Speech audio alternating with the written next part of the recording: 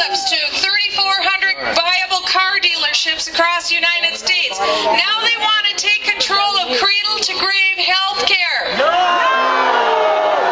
That's another 18% of our economy. So in something like 18 months, this government will have taken over ownership or control of nearly half of the private economy.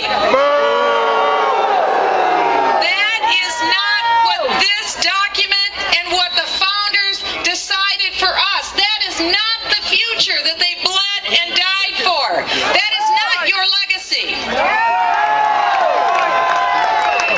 This is what Speaker Pelosi and President Obama want to give you. But this has more in common with tyranny. This is liberty.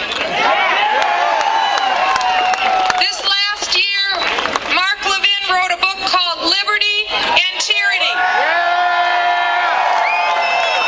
And in this book, Mark Levin, a constitutional scholar, reminded us of the gift that the brilliant founders gave to us. We are getting reacquainted now with this wonderful document. This is a good thing to republish these truths in our heart. And so I am so pleased that you are here today. And we didn't come just to rally. We have a lot of great speakers that you'll hear from today. And they've called the vote, and I have to go up and vote. But the reason why you are here today is because